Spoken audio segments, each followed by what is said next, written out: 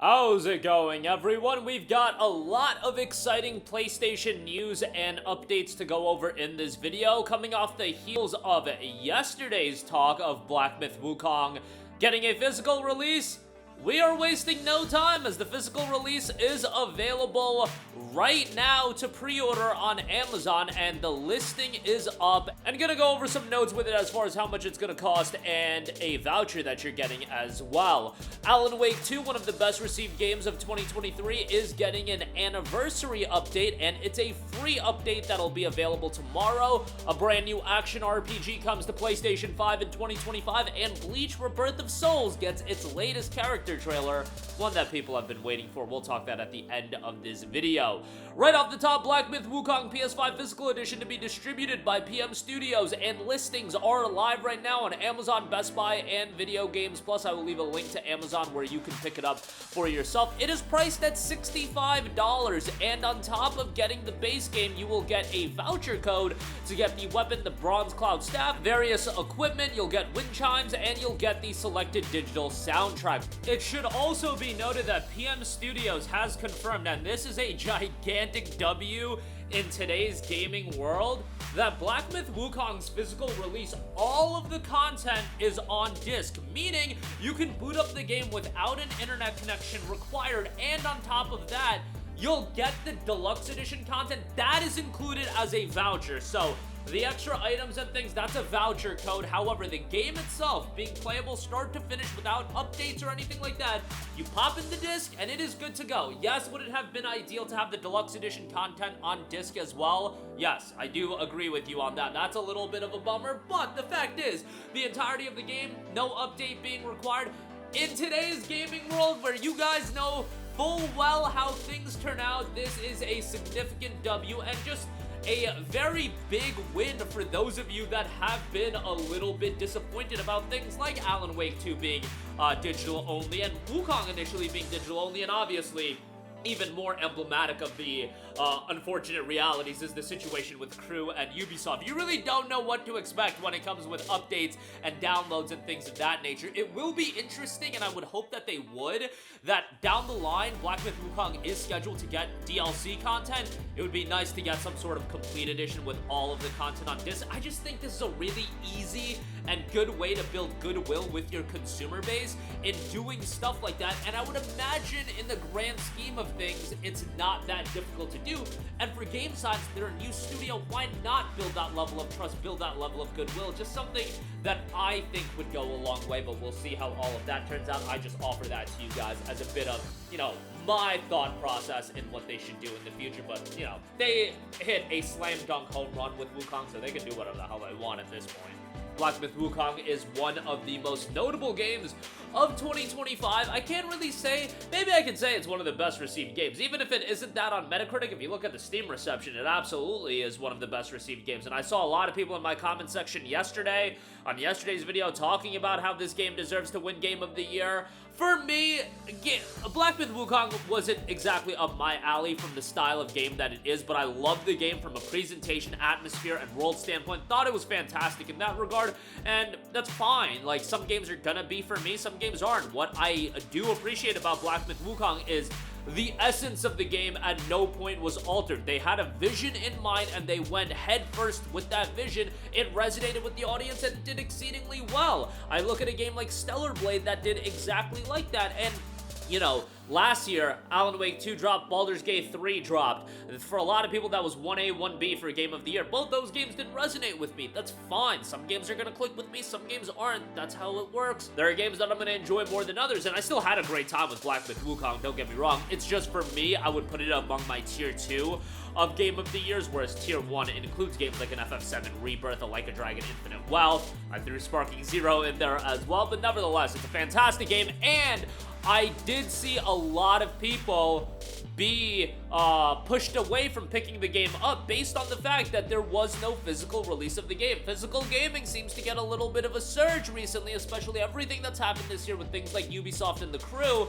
A lot of people want their disc-based copies of the game, although in the case of The Crew, even if you had a disc-based copy of that, it was still a coaster because Ubisoft shut down the servers. But I digress. People want their hard copies, people want their physical copies. I like looking at the box myself. And Black Myth Wukong, by the way, awesome box art to go alongside it. $65 for the game, and yeah, it was one of the better received games of the year. Has sold outstandingly well. We'll probably get DLC content early next year or sometime next year, and as far as what can happen with Black Myth Wukong, or Black Myth in general, I think Game Science is going to be around for a very long time, and if you've yet to check out Wukong, and if it was because of the lack of a physical release, that'll be getting remedied here very, very shortly. Alright, next up, Alan Wake 2 is getting an anniversary update, and it will be launching tomorrow, October the 22nd. A lot of adjustments and changes coming with it, and here is the full rundown. All players will be able to download the anniversary update for free, and it contains our biggest addition to quality of life and accessibility options to the game to date.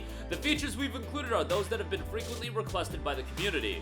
First, one of the most requested options included in the anniversary update is the ability to invert the X-axis on the mouse and controller, and not just the Y vertical axis, so horizontal axis will be able to be inverted. Inverting either axis can be a matter of preference, but for a lot of players it also presents a usability and accessibility issues. PlayStation players can look forward to some improvements we've made for the DualSense controller with the anniversary update. Alan Wake 2 will have gyro aiming motion control support.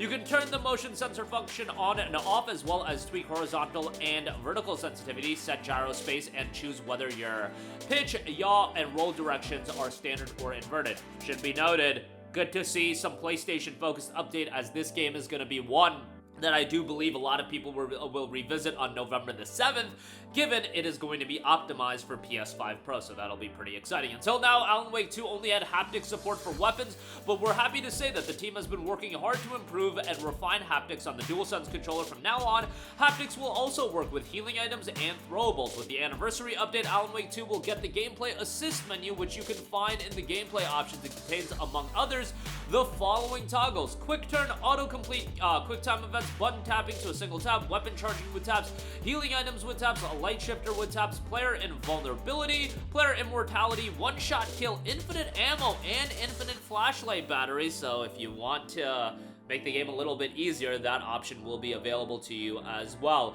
Alan Wake 2 will also be getting its second piece of DLC, and again, one of the best received games of 2023. Didn't resonate with me as much, but much like Baldur's Gate 3, it's one of those games I gotta circle back and play again.